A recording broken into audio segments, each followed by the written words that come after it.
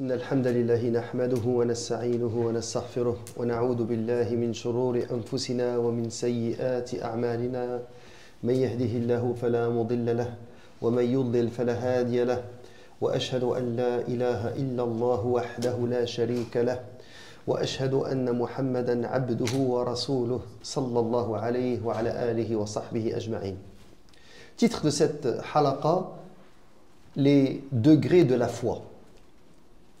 Le plus grand bienfait qu'on possède dans cette vie ici-bas, c'est notre iman. Sans l'iman, l'être humain ne vaut rien. Ne vaut rien auprès d'Allah subhanahu wa ta'ala.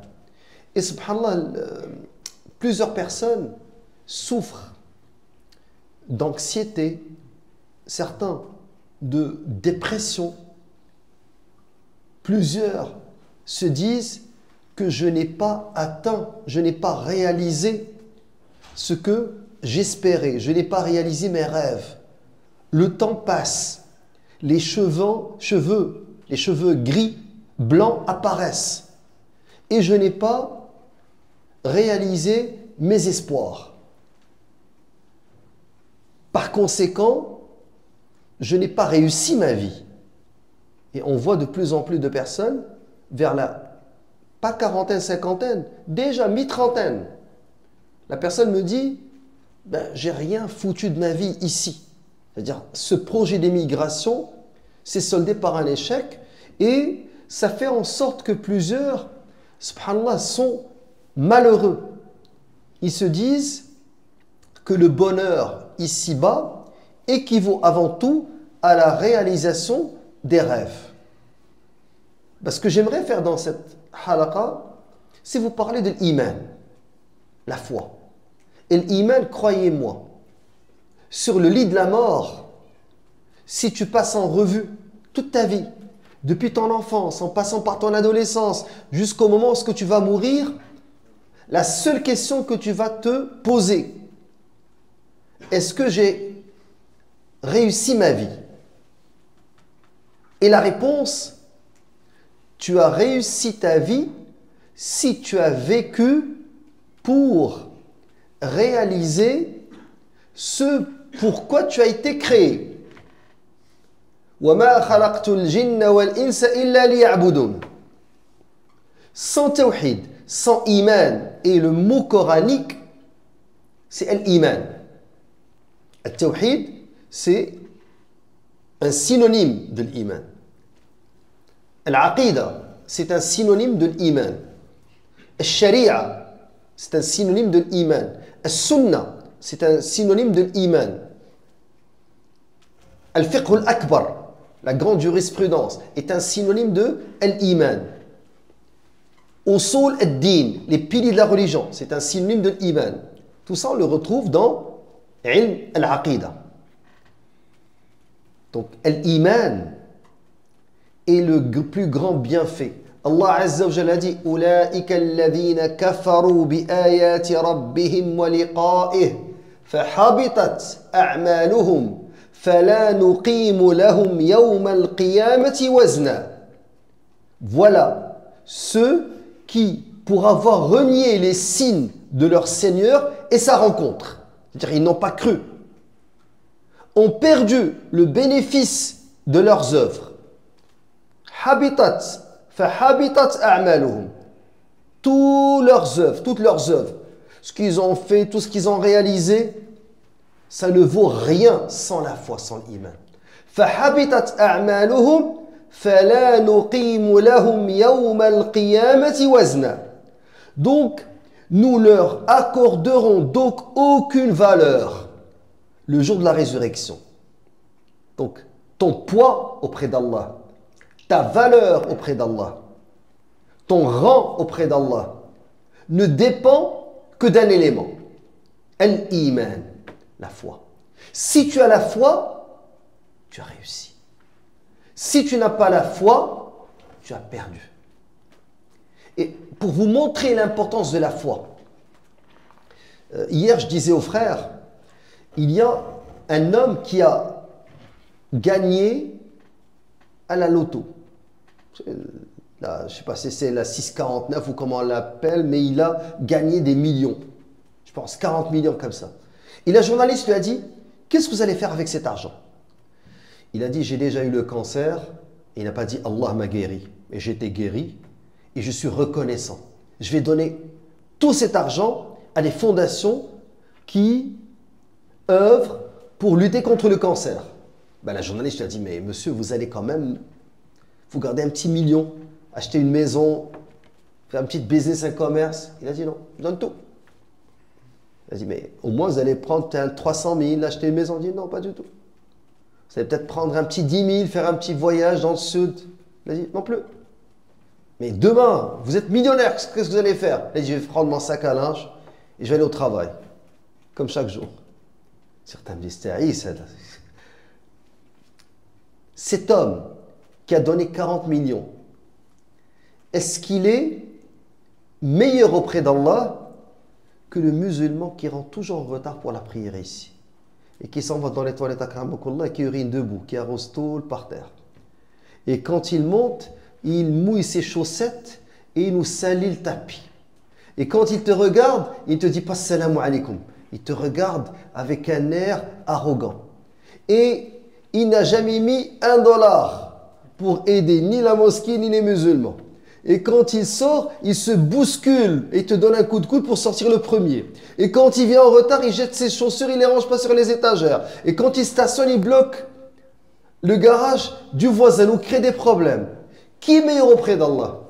Ce deuxième ou le premier qui a donné 40 millions? La réponse, c'est Abu Talib, l'oncle du prophète alayhi salam. Il a protégé son neveu.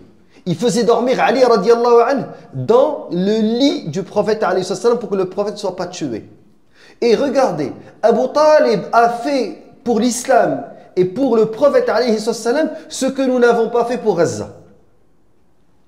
Lorsque il y a eu le Hissar, l'embargo, le blocus, Abu Talib a laissé sa maison et a laissé son rang à Quraysh. Et il est sorti dans Shi'ab, Mecca, sous le soleil ardent, dans les nuits froides, 3 ans, avec la faim qui broyait ses intestins.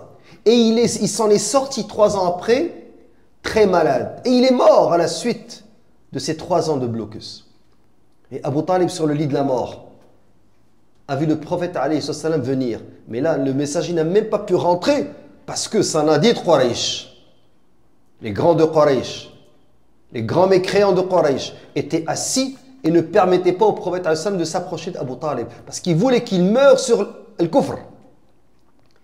Et le Rasoul alayhi salam lui a dit, ya am, ou oncle, kalima, dit une parole. C'est-à-dire que je vais intercéder, argumenter. Je vais avec Allah Azza wa Jal pour qu'il puisse te pardonner. Finis ta vie en étant musulman. Et il a dit, Shahidtu bi anna dina Muhammadin khayr adyan al-bariyati dina. J'atteste que la religion de Muhammad est la meilleure religion qui existe. S'il n'avait pas les reproches de mon peuple qui vont me dire tu as délaissé la religion de tes ancêtres, j'aurais été musulman. Mais il est mort, il a dit sur la millat Abdul Muttalib, sur la mécréance, et il est mort. Et il est éternellement en enfer. Donc la réponse, c'est que le musulman qui fait tous les péchés que vous pouvez imaginer et qui a un sale comportement et qui ne fait pas toutes les obligations et qui commet les péchés, mais qui a l'iman, il ne restera pas éternellement en enfer. Et ça, subhanallah, c'est un point important. C'est que plus tu as de foi, plus tu as réussi. Donc ta réussite, elle doit se mesurer avec la foi que tu as. Et il y a 3 degrés de foi. Il y a aslul iman. Si tu as asl iman, tu ne resteras pas éternellement en enfer, mais cela ne t'empêchera pas de rentrer en enfer si Allah Azza wa Jalla ne te pardonne pas. Donc, lan tadkhul al-jannah ibtida'an. Il est le deuxième niveau, al-iman al-wajib. la foi obligatoire que tout un doit avoir. Et c'est le fait de faire ce qu'on t'ordonne et éviter ce qu'on t'interdit. Et il y a le troisième niveau, al-iman al-mustahab, la foi recommandée. Et c'est le fait de faire ce qu'on t'ordonne et ce qu'on te recommande. Et de délaisser ce qu'on t'interdit et ce que Allah et son messager détestent, al-makruh, ce qui est détesté. Alors, on va voir dans cette courte halaqa ces trois niveaux. Asl al-iman, al-iman al-wajib, wal-iman al-mustahab. Pour qu'on réalise, subhanallah, l'importance de cette ni'ma, de ce grand bienfait qui est la foi, ni'matul iman. Et subhanallah, l'iman, cette foi, elle a un goût. Le prophète alayhi salatu wassalam, il a dit ذاق طعم الإيمان من رضي بالله ربا وبالإسلام دينا وبمحمد رسولا. A goûté, ذاق طعم الإيمان, a goûté le goût de la foi, celui من رضي, qui se contente d'Allah comme Seigneur et de l'islam comme religion et de Muhammad comme messager. Sayyidina Bilal radiyallahu anhu. Bilal radiyallahu anhu, quand il était torturé, fouetté, affamé, assoiffé, ligoté à la Mecque sous le soleil ardent, on lui a dit: oh Bilal, pourquoi tu leur disais ahadun ahad, un seul, un seul? Tu sais que ça il a dit liyarida bihimul kuffar, liuridahum, parce qu'il voulait les énerver. Il leur disait ahadun ahad. Il a dit: mais tu aurais pu juste te taire pour éviter la torture. Comment tu as fait pour supporter cette torture? Il a dit: mazajtu, j'ai mélangé la douleur de la torture avec le goût sucré de la foi. Et le goût sucré de la foi l'a remporté. Pour que celui qui sort de prison, de Guantanamo, ou des pires prisons qui existent, s'en sort avec un cœur, subhanallah, rempli de foi. Et le tortionnaire ou le soldat qui revient d'Irak ou d'Afghanistan, qui a tué des innocents, se suicide. Tout est dans la foi. Ta'am l'iman. Donc, Allah a dit: أَوَمَنْ كَانَ مَيْتًا فَأَحْيَيْنَاهُ وَجَعَلْنَا لَهُ نُورًا يَمْشِي بِهِ فِي النَّاسِ كَمَنْ مَثَلُهُ فِي الظُّلُمَاتِ لَيْسَ بِخَارِجٍ مِنْهَا كَذَلِكَ زُيِّنَ لِلْكَافِرِينَ مَا كَانُوا يَعْمَلُونَ. Est-ce que celui qui était mort, c'est-à-dire celui qui n'a pas de foi, est-ce que celui qui était mort et que nous avons ramené à la vie et à qui nous avons assigné une lumière, donc la personne sans iman, sans foi, est une personne morte. La lumière, c'est la vie du cœur, c'est l'iman, c'est la foi. Est-ce que celui qui était mort et que nous avons ramené à la vie et à qui nous avons assigné une lumière grâce à laquelle il marche parmi les gens est pareil à celui qui est dans les ténèbres sans pouvoir en sortir? Ainsi, on a enjolivé aux mécréants ce qu'ils offrent.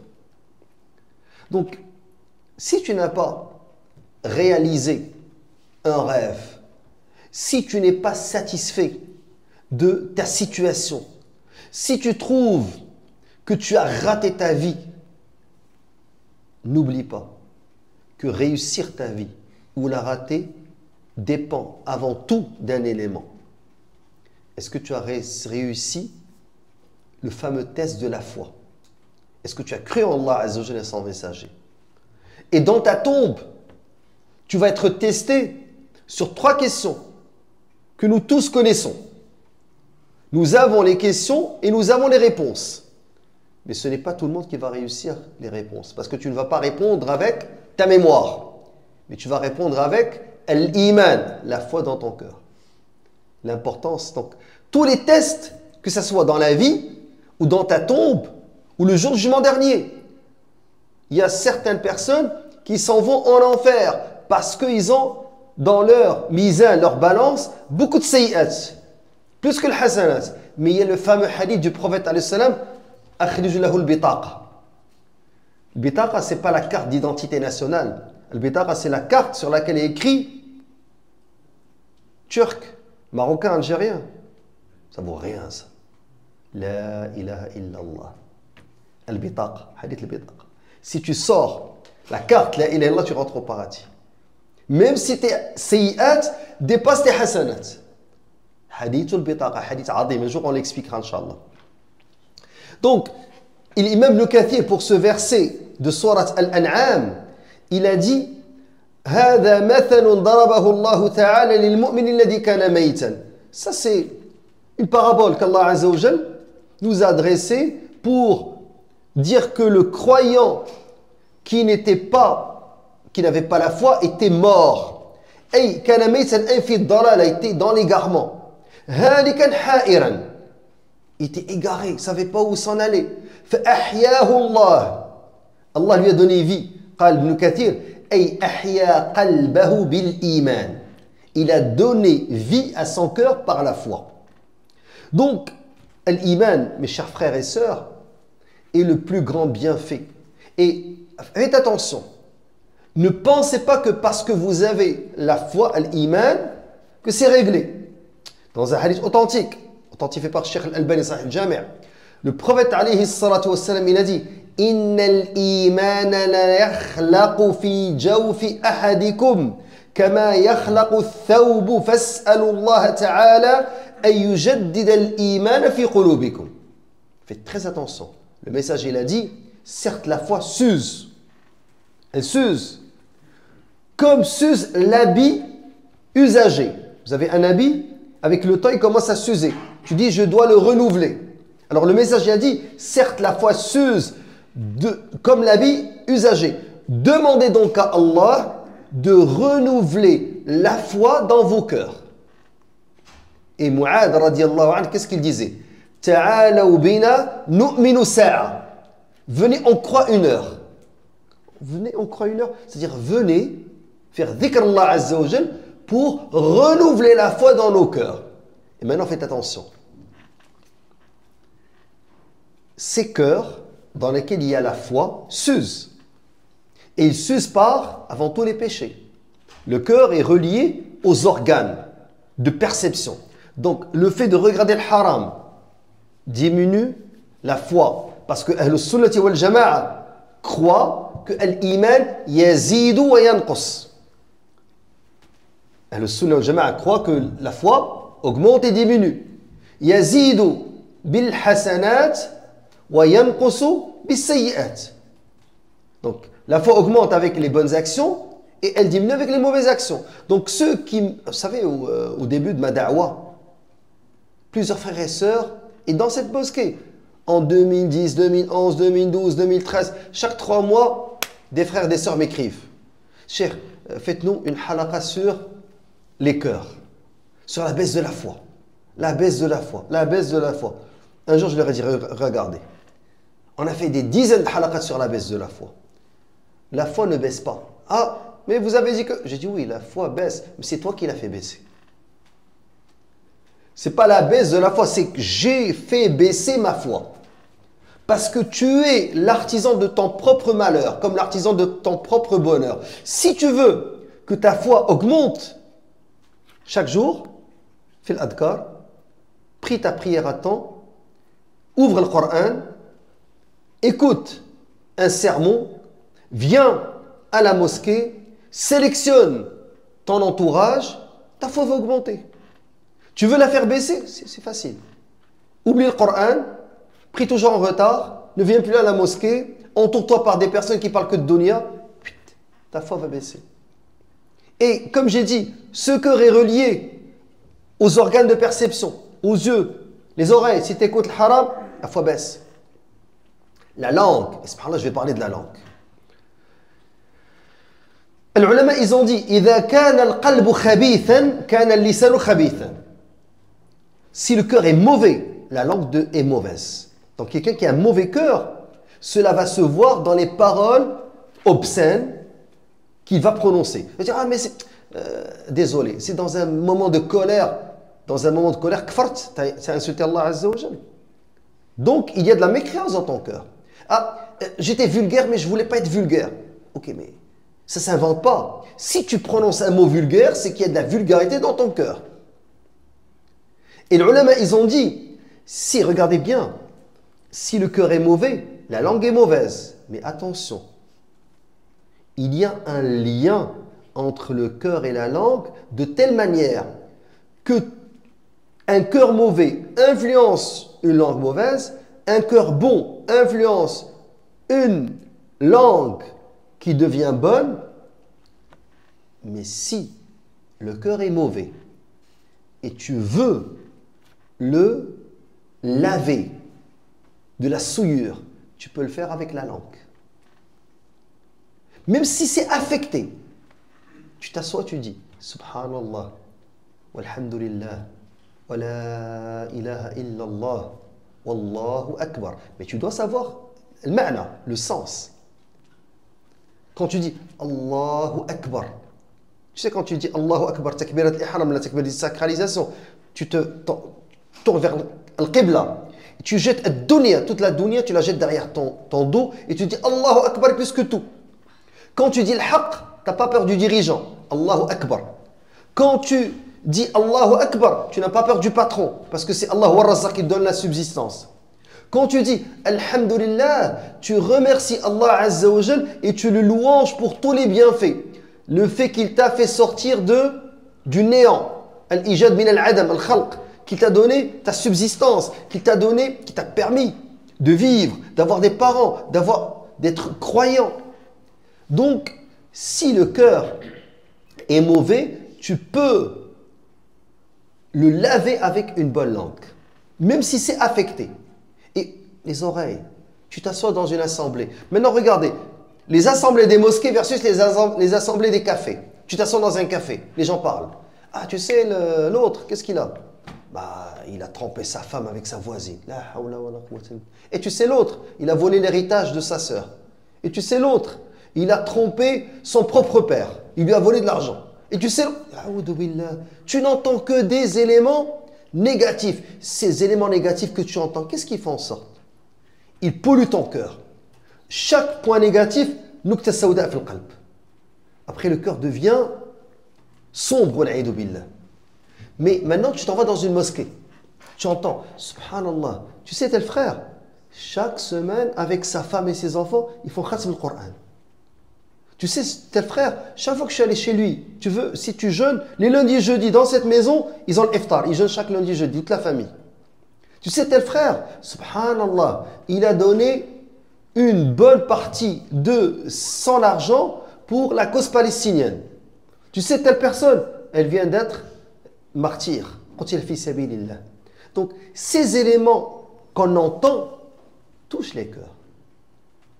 Alors, l'iman augmente par les bonnes actions, l'iman augmente parce qu'on entend, l'iman augmente parce qu'on dit, et l'iman baisse parce qu'on fait comme péché, ce qu'on voit comme péché, ce qu'on entend comme péché. Maintenant, l'iman, lahu asl. Il a des racines. وله فروع. قال النبي عليه الصلاة والسلام الإيمان بضع وستون شعبة أو بضع وسبعون شعبة selon les versions. L'iman a 60 ou 70 branches. Et regardez, le messager, il nous a défini l'iman, la foi, par ses composantes. Et il a défini la foi par ses branches. Si je parle et par ses piliers, prenons tout d'abord le asl iman. On a dit il y a combien de types de foi? 3. Il y a asl iman, la base de la foi. Si tu ne l'as pas, tu n'es pas musulman. Et il y a l'iman al-wajib, la foi obligatoire que tu dois avoir. Et là, elle peut augmenter et baisser. Alors que Aslul Iman, la base de la foi, elle peut soit être présente, soit disparaître. Tu n'es plus musulman. Et tu as l'iman, troisième niveau, l'iman al-mustahab, la foi recommandée. Et ça, on va parler, ça c'est un haut niveau. Maintenant, parlons de Asl Iman, la base de la foi. قال شيخ الإسلام ابن تيمية عامة الناس إذا أسلموا, la plupart des gens s'ils se convertissent, بعد كفر, s'ils se convertissent après la mécréance, أو ولدوا على الإسلام, ou bien s'ils sont nés musulmans, والتزموا شرائعه, et التزموا, donc ils se sont astreints à respecter la législation islamique. وكانوا من أهل الطاعة, طاعة الله ورسوله, et s'ils sont de ceux qui obéissent à Allah et son messager, فهم مسلمون, ils sont musulmans, ومعهم إيمان مجمل, ils ont une foi qui est générale. ولكن دخول حقيقة الإيمان, il dit mais le fait que l'essence, la foi réelle, la foi véridique rentre dans leur cœur, إنما يحصل شيئا فشيئا إن أعطاهم الله ذلك. Cela va rentrer graduellement dans leur cœur si Allah leur permet cela. Donc, quand tu es né avec asl iman. Quand tu te convertis, tu viens d'avoir asl iman. Maintenant, cet arbre, il faut l'arroser pour qu'il grandisse, pour qu'il puisse avoir des branches. Et le prophète alayhi salatu wassalam, dans un hadith, il a expliqué qu'est-ce que l'islam, qu'est-ce que l'iman, qu'est-ce que l'ihsan. Quand on lui a posé qu'est-ce que le hadith de Jibril alayhi salam, alors que nous étions assis auprès du messager sallallahu alayhi wa sallam, vint un homme vêtu d'un blanc éclatant, un blanc immaculé et aux cheveux très noirs. On ne pouvait déceler sur lui aucune trace visible de voyage. Et nul d'entre nous ne le connaissait. Vous savez, Médine, c'est à l'époque, la société médinoise, elle est petite, tout le monde se connaît. À la mosquée, quelqu'un rentre, personne ne le connaît, donc c'est un visiteur, un voyageur. Mais il n'y a pas d'hôtel. Donc un voyageur qui arrive, il doit venir chez quelqu'un. Mais il n'est venu chez personne. Sauf que lui, il rentre avec un blanc immaculé, aucune trace de poussière. Donc comment il a voyagé? Si tu voyages dans le désert, c'est sûr que tu viens avec la poussière sur tes vêtements, sur ta barbe, sur tes cheveux. Donc quand cet inconnu est rentré, il va s'asseoir en face du prophète alayhi salam, place à ses genoux contre les siens et posa la paume sur ses mains et sur les cuisses du prophète alayhi salam.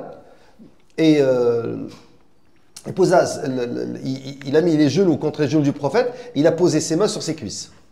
Et il a dit, ô Muhammad, informe-moi sur l'islam. Le messager d'Allah sallallahu alayhi wa sallam, il a dit, l'islam, an tashhada an la ilaha illallah, wa anna Muhammad rasulullah, donc tu attestes qu'il n'y a pas de divinité qui mérite d'être adorée excepté Allah, et que Muhammad est le messager d'Allah, que tu iqamat as-salat, wa ita az-zakat, wa sawm ramadan, wa hajj al-bayt. Donc, hajj al-bayt liman istata'a ilayhi sabila. Donc il a dit que tu accomplisses la prière, tu acquittes l'impôt zakat obligatoire, que tu jeûnes le mois du ramadan, et que tu accomplisses le hajj, cinquièmement, si tu en as les moyens. Il a dit, tu as dit vrai. Nous nous étonnâmes. L'homme l'est interrogé ensuite pour l'approuver. Il reprit, informe-moi sur l'iman, c'est ce qui nous intéresse. Et le prophète sallallahu alayhi wa sallam a dit, l'iman, an tu'mina billahi wa malaikatihi wa kutubihi wa rusulihi wal yawmil akhir wal qadari khayri wa sharri. Donc l'iman, la foi, c'est que tu crois en Allah, en ses anges, en ses livres, en ses messagers, et le jour du jugement dernier, et le destin dans ce qu'il y a de positif et de négatif. Donc ici, comment le messager il a défini l'iman? Par ses piliers. Donc ça, c'est une définition.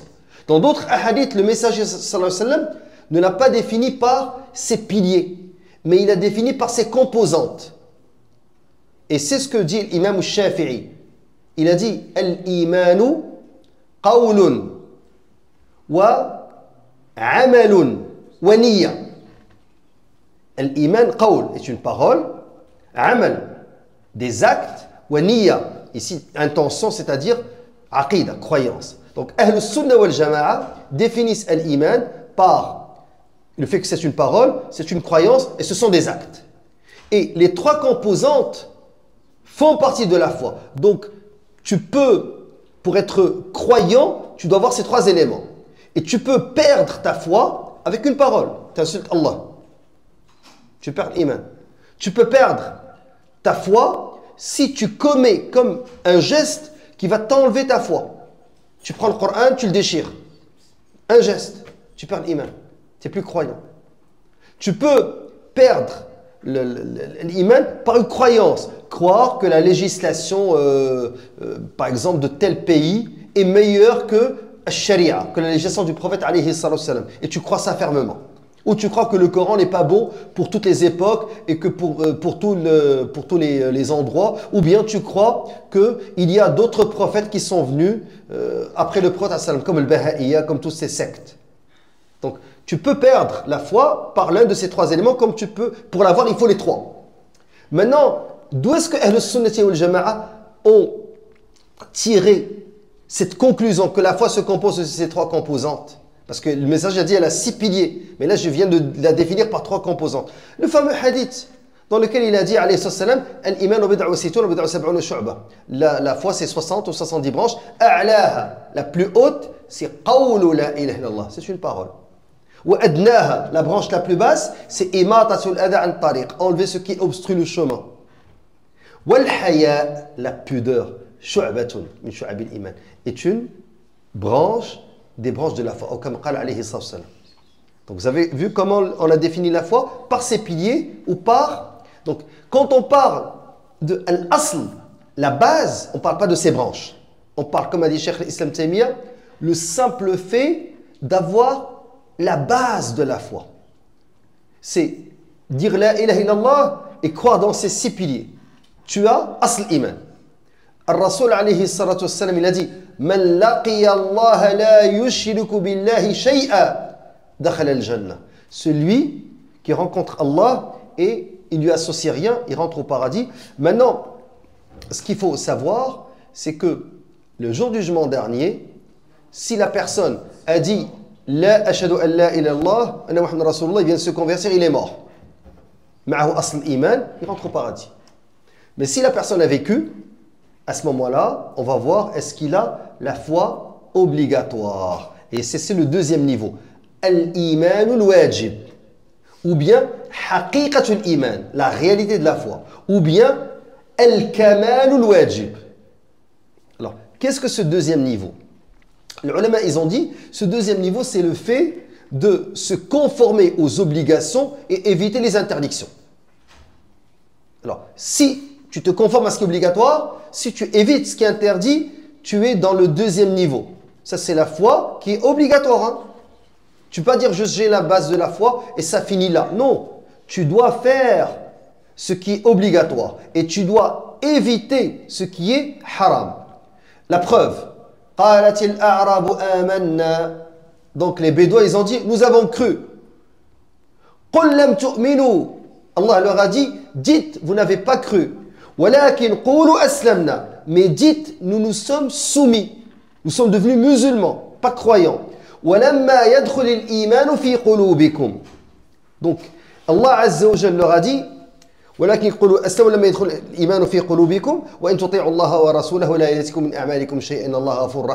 donc, dans ce verset, l'imam Ibn Kathir, il a réfuté ou il a répondu à l'imam le Bukhari, parce que l'imam Bukhari, il a dit que ces Bédouins étaient des hypocrites.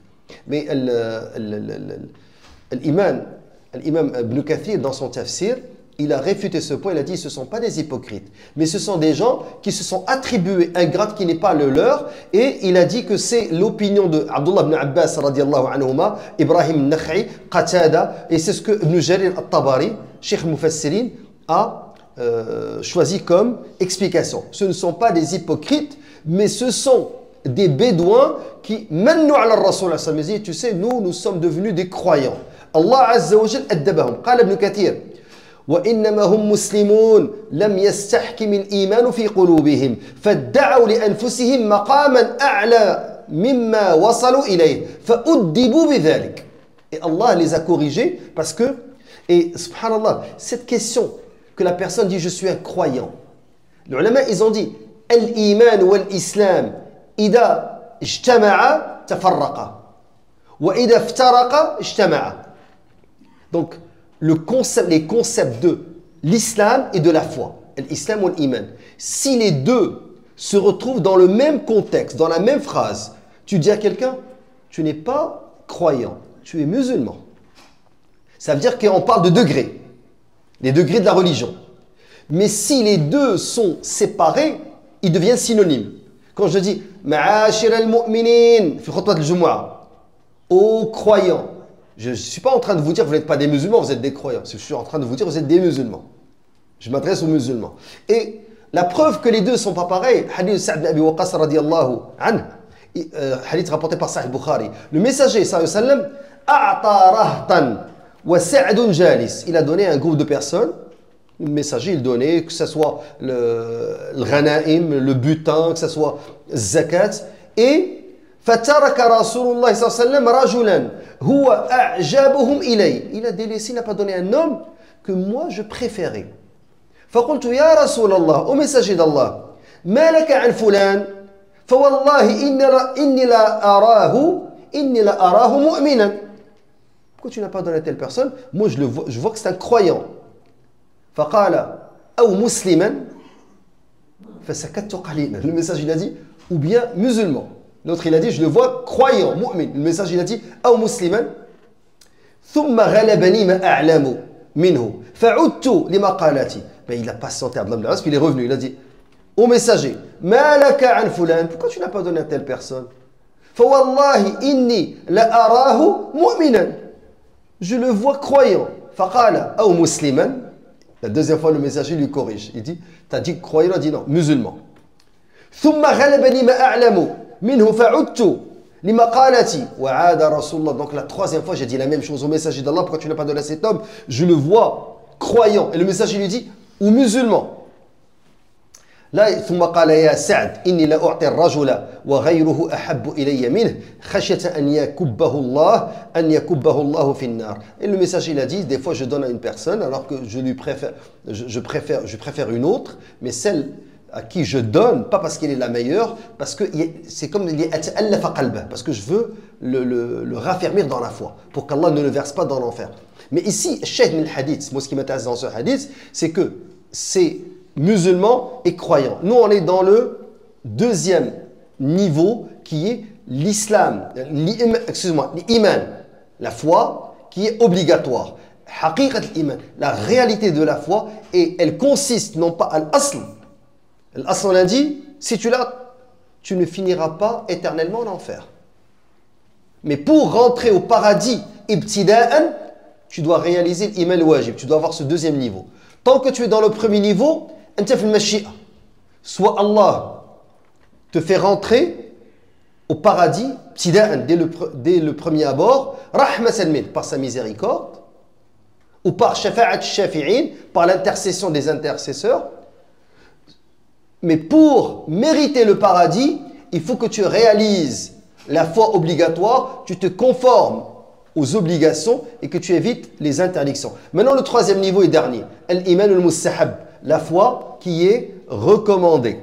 Ou al-iman al-kamil bil-mustahabbat, ou iman al-sabiq bil-khayrat. C'est quoi cette foi recommandée? La base de la foi, dire la ilaha illallah et croire, Muhammad Rasulullah sallallahu alayhi wa sallam, et croire dans les 6 piliers. Deuxième niveau, la foi recommandée, faire ce qui est obligatoire, éviter ce qui est interdit. Le troisième niveau, c'est faire ce qui est obligatoire et ce qui est recommandé. Et éviter ce qui est interdit et ce qui est détesté. Al-haram ou al-makruh, et éviter al-mushabihat, ce qui est ambigu. Si tu réalises ça, mais regardez comment Ibn al-Qayyim va parler de ce troisième niveau.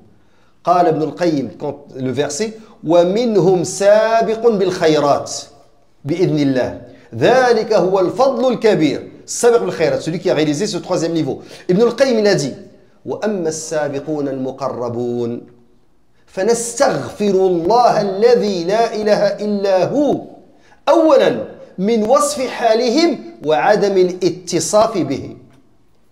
Donc Ibn al-Qayyim il dit je vais demander à Allah pardon de parler de ce troisième niveau auquel je n'appartiens même pas. Il a dit, regardez, subhanallah, la modestie des savants. Bel ma shamamna lahu ra'iha. On n'a même pas senti l'odeur de ce troisième niveau. ولكن محبة القوم تحمل على تعرف منزلتهم والعلم بها. Mais parce qu'on aime les gens qui appartiennent à cette troisième catégorie, à ce niveau 3, le fait qu'on les aime, même si on n'a même pas senti l'odeur de cette qualité de la foi, elle nous pousse à parler d'eux. وإن كانت النفوس متخلفة منقطعة عن اللحاق بهم, même si nos âmes ne peuvent les atteindre. Maintenant, qui sont ceux-là? Ceux qui ont réalisé ce que je vous ai dit, l'obligatoire, le recommandé, qui ont évité le haram. Alors c'est pour cela le croyant, il ne doit pas dire Cheikh, est-ce que ça c'est obligatoire ou recommandé? Subhanallah. Quand tu poses la question est-ce que c'est recommandé ou c'est obligatoire, Allah a ordonné, le messager a ordonné. Ya akhi, sami'na wa ata'na. Nous ne sommes pas comme Banu Israël. Sami'na wa asayna. Nous avons entendu, nous avons désobéi. Au contraire, le musulman, il essaie toujours d'obéir à ce que Allah a dit. Et c'est pour cela que, il y a un point très important pour toi, pour tes enfants dans ton éducation. Azim al-wahy. Ta'zim al-wahyayn. Il faut que toi-même, que ton épouse le sache, que tes enfants le sachent. Quand tu dis Qala Allah, c'est fini. Qala Rasulullah, l'imam Malik, il était muttaki'an. فإذا أراد أن يحدث بحديث النبي جلس متأدبا قال رسول الله صلى الله عليه وسلم. Et l'imam Malik, quand quelqu'un venait lui poser une fatwa, demander une fatwa, celle qui ouvrait la porte, ou celui qui ouvre la porte, il dit qu'est-ce que tu veux de l'imam? Il lui a dit fatwa. L'imam Malik sort et donne la fatwa. Si quelqu'un lui dit je veux un hadith, l'imam Malik lui dit patiente, il met ses plus beaux habits, il met sa imama, il se parfume. Après, il ouvre la porte pour dire le hadith du prophète alayhi salam. Ta'ziman li hadith Rasulillah. Et ça, c'est un point très important. C'est pas est-ce que halal, haram, qu'est-ce que les ulama ils ont dit? Non, non, c'est Qala Allah, Qala Rasulullah. Yajib rabtu al-qulub bil wahyayn, bil Qur'an wa sunnah. Très important ce point-là. Donc, quelques hadiths dans lesquels le prophète sallam, et on a terminé, le messager a dit Man kana yu'minu billahi wal yawmil akhir, celui qui croit en Allah et le jour dernier, falyu'dhi jarah, qu'il ne fasse pas du mal à son voisin, qu'il soit musulman ou mécréant, dans l'absolu. La foi, c'est que tu sois bon avec ton voisin, même s'il n'est pas musulman. وَمَنْ كَانَ يُؤْمِنُ بِاللَّهِ وَالْيَوْمِ الْآخِرِ فَلْيُكْرِمْ ضَيْفَهُ, celui qui croit en Allah et le jour dernier, il doit faire preuve d'hospitalité envers son invité. Subhanallah. L'hospitalité envers les invités, si quelqu'un vient cogner à ta porte aujourd'hui, t'ouvres, quelqu'un est mort, t'as un problème, qu'est-ce qui se passe? Cheikh Abdallah, t'es venu me voir, t'as besoin d'aide, en panne, il n'y a pas rentre. Nous avons grandi au bled avec Bits Diaf. Il y a un salon, une pièce, où si tu rentres, tu te fais frapper. Elle est réservée aux invités. C'est la pièce la plus belle de la maison. Et tu as Sénia avec la théière, tu as les verres de thé qui sont... Tout est prêt. C'est pour l'invité. Tu ne rentres pas t'asseoir dans le salon. La pièce est fermée pour les invités. Aujourd'hui, il n'y a pas de place pour les invités. Si quelqu'un cogne à la porte, c'est qu'il y a un problème. Tu ne fais même pas rentrer. Donc, subhanallah. Celui qui croit en Allah et Georges Malek, ils disent une bonne chose ou qu'ils se taisent. Autre hadith qui montre subhanallah, ce troisième niveau, le prophète il a dit La yastaqimu imanu abdin hatta yastaqima qalbuh. Donc la foi ne va pas être raffermie dans le cœur tant que ta langue n'est pas droite. Et ton cœur, et ton cœur ne sera pas, donc la foi ne sera pas raffermi, tant que le cœur n'est pas raffermi, n'est pas droit. Et le cœur ne sera droit que si la langue est droite.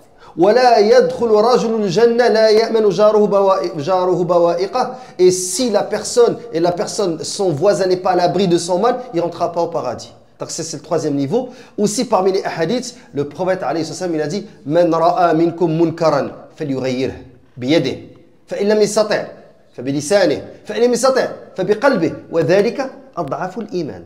Donc celui qui voit un acte blâmable, qui le change avec sa main.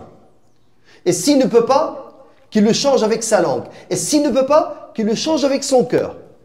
Et il n'y a pas de foi au-delà de ce niveau-là. Donc tu ne peux pas t'asseoir dans un endroit et tu vois le munkar, le haram, et toi tu es assis. Tu n'es pas concerné. Ça ne se peut pas.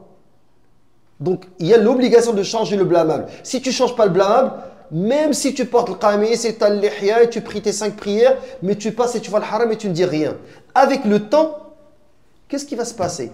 Qala Rasulullah sallallahu alayhi wa sallam dans un hadith authentique, lorsqu'il s'est levé et la mère des croyants, il a dit Aqbala alayna Rasulullah, il disait La ilaha illallah, waylu lil arabi min sharrin qad iqtarab.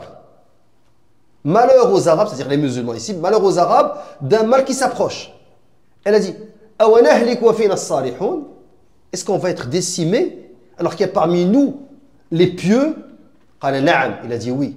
Ida kathura al-khabath. Ou ida ghalaba al-khabath. Si le mal l'emporte, s'il devient présent dans la société apparent et que les gens ne le changent pas, taraqab bil halak. Certains vont dire mais ça n'existe plus. Il n'y a pas un mal qui va s'abattre sur la Ummah pour la décimer. Non. Al-halak, hissi wa ma'nawi. N'avez-vous pas vu comment il n'y a plus de baraka? Comment les enfants ne respectent plus leurs parents? Comment une femme ne peut plus marcher dans la rue sans entendre des mots vulgaires? Comment les gens sont inattentifs, insensibles vis-à-vis des autres? Ça, c'est un châtiment qu'on est en train de vivre. Le simple fait de voir une femme qui a marché 5 jours et qui dit à Al Jazeera que je n'ai pas mangé depuis 5 jours, je ne peux même pas me lever, et que nous, nos réfrigérateurs sont bondés, qu'on compte les calories pour ne pas dépasser le nombre de calories et qu'on jette la nourriture alors que les gens sont en train de mourir de faim. Que tu vois ça, que tu fasses rien, ça c'est un châtiment.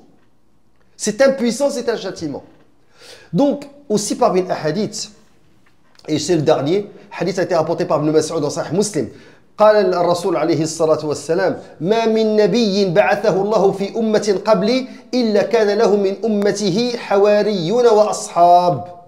Tout prophète qui a été envoyé avant moi, il y a eu dans sa communauté حواريون. Vous savez, حواريون, les apôtres. Le prophète a dit لكل نبي حواري وحواري الزبير بن عوام.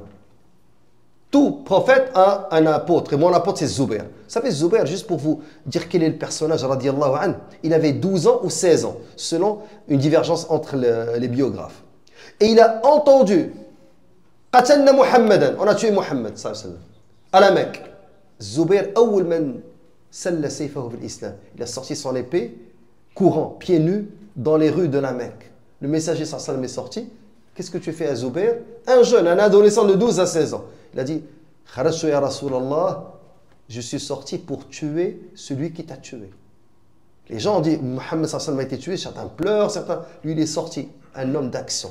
Az-Zun al-Awwam radiyallahu, c'est l'apôtre. Le messager a dit, tous les prophètes qui m'ont précédé, il y avait dans leur communauté des apôtres wa ashab, et des compagnons. Ya'khuduna bi sunnatihi wa yaqtaduna bi amri. Ils suivent sa sunna et se conforment à ses ordres.